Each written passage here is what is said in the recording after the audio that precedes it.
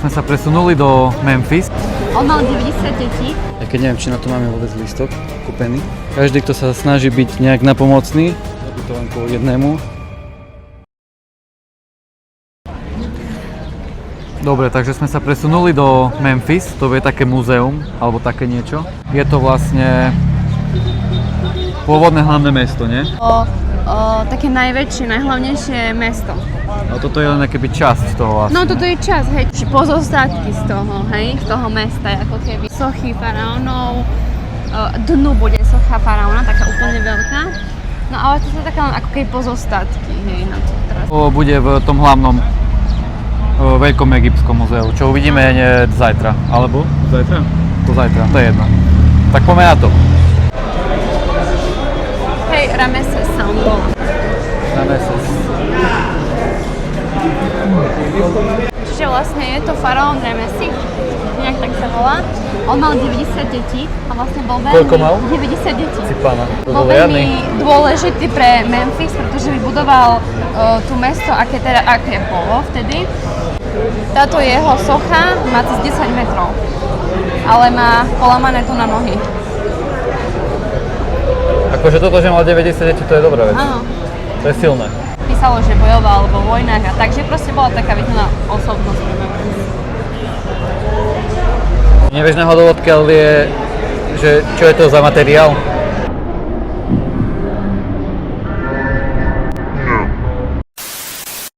Hlavne z vápenca.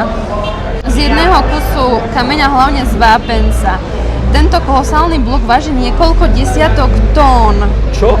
A pochádza z pozostatkov obrovských sochárskych diel, ktoré stáli pri vchode do chrámu v starovekom Memphise. Ale aha, na tie detaily sochárske.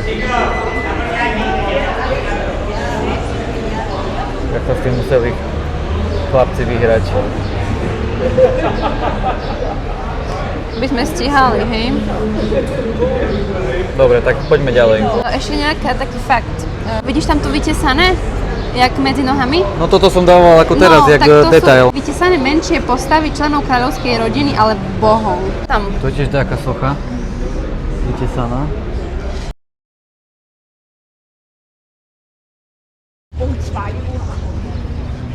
On ešte žije ten pes? Hej, dýcha.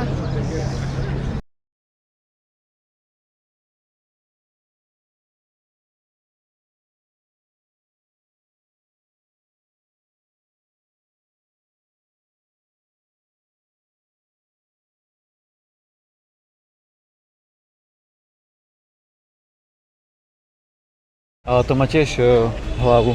Koho to má hlavu? No. Slávna socha mačky, ktorá je vlastne sochou bohyne Bastes, staroegyptskej bohyne mačiek, ochrany domácnosti, hudby a radosti. Má elegantné uši. Tá uši veľmi nevidno. Náhrdelník a ozdoby.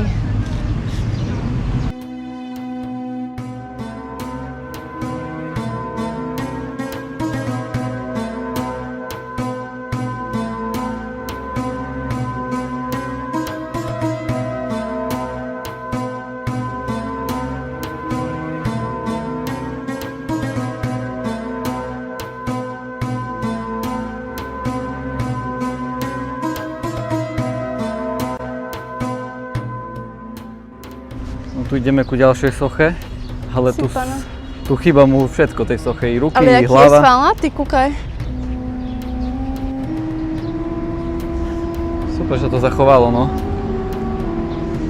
To má fakt aj niekoľko tisíc rokov. Poďme ďalej.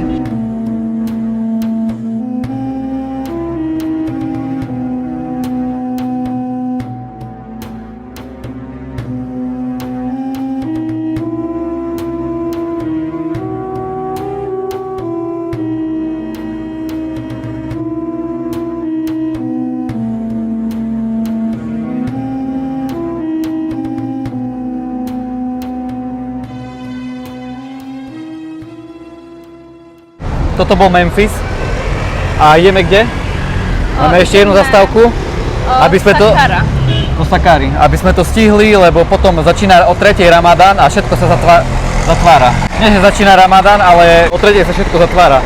Takže je to také, že kto chce aj ísť, treba to sledovať, že proste chodiť skoro.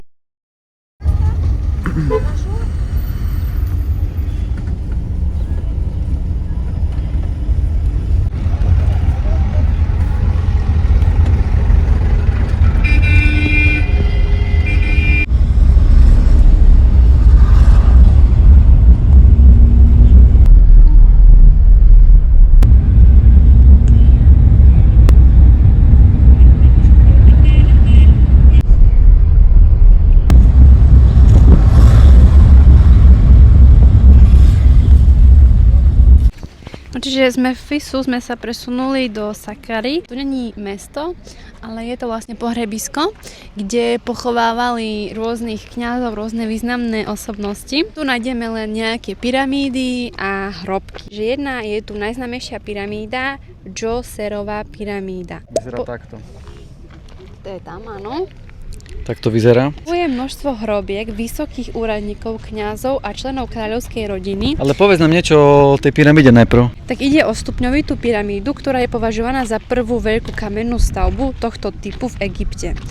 Stavbu navrhol slavný architekt Imhotep. Ona je... Imhotep, známe meno. Má 6 stupňov, ktoré pôvodne vznikli ako sériou mastab. Čiže tie mastaby to sú vlastne ploché hrobky na sebe. Približne 62 metrov má výšku. A pyramída bola postavená predtým, než Egypťania ovládli techniky stavby hladkých pyramíd. Najprv urobili jednu podlažie, potom spravili druhé podlažie, išli to za radom. Preto to tak aj vyzerá, hej. Slúžila ako faraónová hrobka a súčasť komplexu obradov a rituálov spojených so smrťou a posmrtným životom. Komplex obsahuje základné nádvorie, obradné miestnosti a hrobky úradníkov.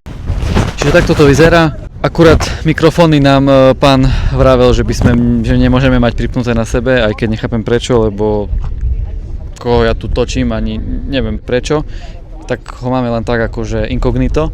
Ale nikto tu není, nie sú tu takí tí bežní dotieraví predajcovia, lebo sú tu akože pár, predávajú také tie šatky.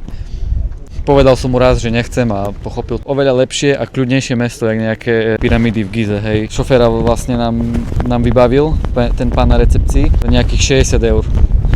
Osobný šofér, lebo tu sa ani nedá chodiť, že si zavolá človek taxi a ide si po svojej dráhe, lebo stále tu sú nejaké policajné kontroly. Teraz, ak sme išli do tohto areálu, tak typek nás vysadil a museli sme prejsť kontrolou, jemu kontrolovali kufor v aute, čiže je to také dosť tak, akože policajti to tu kontrolujú a neviem si predstaviť, že s nejakým taxikom a potom alebo ťa tu nechá, hej, a kto po teba príde, lebo to je dosť ďaleko, čiže najlepšie to je podľa mňa urobiť tak, že dať 60 eur na toho šoféra a proste on ťa počká a pohodka, hej. Shakira. Ideme skúsiť ísť dnu? Ideme, hej.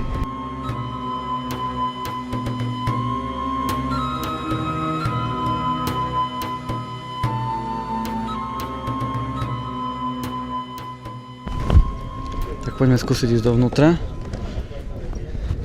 Aj keď neviem, či na to máme vôbec lístok kúpený, či bude niekto pýtať.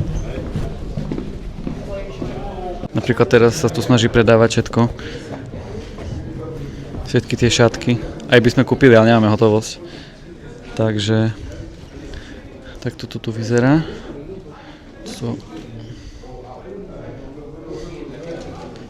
Tie hrobky. Chodba, ktorou prechádzame, nie je len obyčajný vstup. Je to symbolická cesta, prechod z chaosu vonkajšieho sveta do dokonale usporiadaného sveta Bohu. Výklenky po stranách napodobňujú stĺpy a majú pripomínať staršie svätyne z trstiny a dreva. Lenže tu sú už naveky vytesané z kameňa. Tieto miestnosti okolo nás neboli obyčajné izby. Predstavovali rituálne priestory, kde sa odohrávali ceremonie spojené s obnovou faraónovej moci. Jedným z najdôležitejších bol Hepsed rituál, ktorý mal faraónovi zabezpečiť silu vládnuť aj po smrti. Egypťania verili, že faraón sa po smrti stáva božskou bytosťou, spája sa s bohom slnka Ra a vládne v podsvetí spolu s Osiris. Celý tento komplex je vlastne obrovská kamenná ilúzia života, paláce, dvory a svätyne, všetko vytvorené preto, aby faraón mohol pokračovať vo svojej existencii aj po smrti.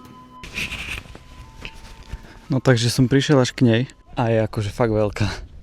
Je to fakt veľké.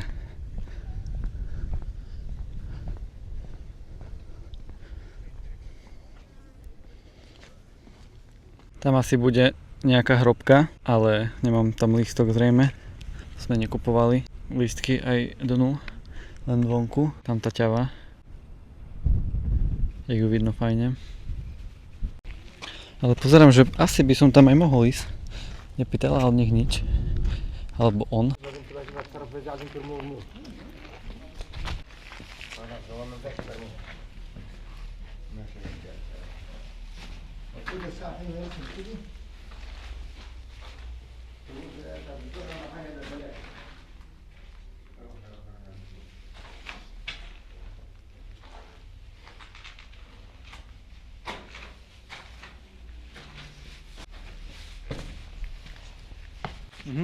Statua. Aj. Come here. And start to put. Že by tam mala byť nejaká socha. That's my friend. My friend. Aha, thank you. Hey, the statue thing you do. Zatiaľ okrem psov tu nie je nič. Aha, už ju vidím, tam dnu je. Schovaná. Thank you. Is the glass. Také poschované.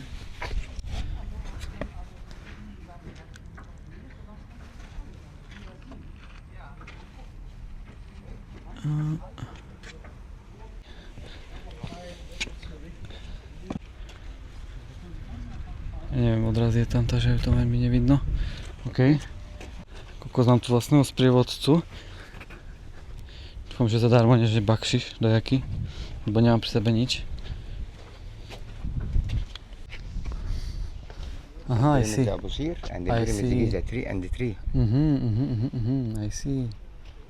No, nice. Thank you. Okay. And the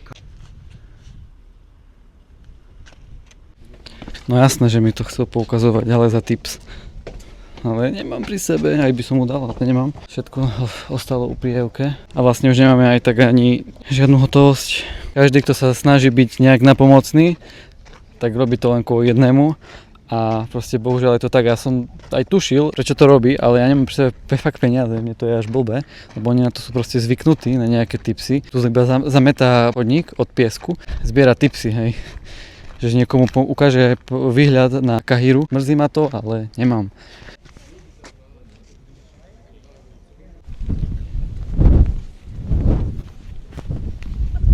Odfúknem mi šiltovku. Počuť ma? Hej. No povedz, Euka, že kde ty si pošla? No tak ja som úplne spanikarila, ja som sa bála, že tu nie je žiadne vecko a sa pýtam tej, čo tam sedí, že kde tu je toaleta. A ona tam povedala a ja, že ježiš, tu je toaleta a som utekala. No dobre, ale neviem to opísať. Nemusíme sa o tom baviť. Na vecku normálne za tebou príde, dáva ti servítky a že som mala len jednotky, dvojky, nie? Toto je egyptské a ona ma tak hodila so servítkami a na seba tam bola. No akože sorry, no tak ale nemám. Hej. Každému dávaš, to normálne musíš mať milión. Že oni sú ako keby už chorí, nie? Z toho. No sú chorí, lebo tu keby mám dávať každému aj na vecku pani, čo od mňa pýtala, tak by som sa asi nedoplatila fakt. Tu dá čo chceš od... Tá hej, ale akože ono to nie je veľa peňazí, bo ty keď im dáš 3 €, tam tak dobre, ale vieš, nemáš toľko hotovosti, vieš, nemala som. Veď toto, že aj on bol taký, akoby, že čo som spravil. Že aj normálne ja som mala si pocit, že aj nič nedám, tak ale nemala som, vieš, Hej. tak som nemohla. Lebo proste ja som toto vravel, že oni sú na to akoby zvyknutí, ale čo ty máš proste robiť? A fakt akože nás to trápi, že nemáme proste tie vybrané peniaze, ale čo máš proste robiť? Hej. Proste mu ten typ nedáš a chápeš, že on ide tam, kde by som išiel aj ja a s tým, že on mi to ide ukázať, ale veď ja by som to videl, vieš, ja by som si to pozrel aj sám. Veď to, že ty máš oči aj vlastne. Hej, a on proste ti chce pomôcť, on ti proste dáva nútenú pomoc, ktorú ty ani nechceš a potom sa to pýta peniaze, tak akože sorry, ale... Hej. Ja som mi ukázala, že mám iba 2. Sme dávali tomu policajtovi, čo nás fotil tam pri tej pyramíde a dala mu 200 a to je akože dosť veľký typ. Za nič. Za nič. Za fotku, stála za hovno. hej, fotku, ktorú by som ani ja tak zle nesfotil. No a nám neostalo nič. Euke ostali len dve egyptské libry a Egyptské libry sú proste hovno, hej. To je 1 libra egyptská, to je proste nič. To nemá nič, to je jak u nás možno 10 centov, Tam hej. je ťava ináka. Hej, ja som ju kameroval. Wow, Môžeme na ňu ísť pozrieť. Ten pohľad, strašne pekný, že neviem sa na to prestať pozerať, neviem prečo, je to strašne pekné.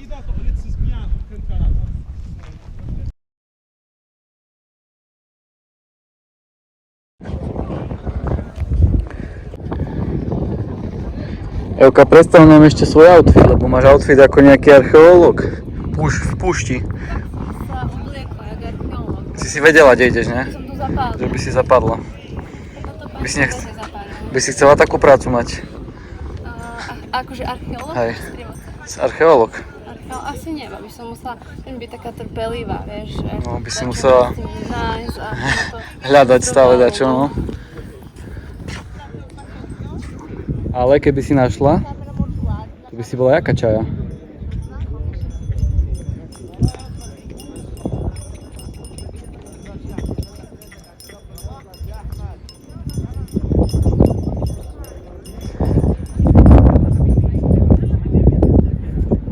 No tak poďme asi, ne?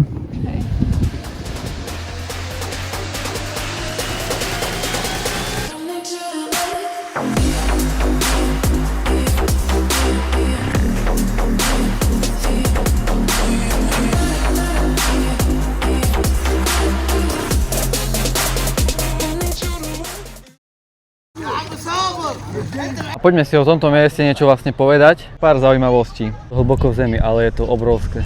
Patrila Menkaureomi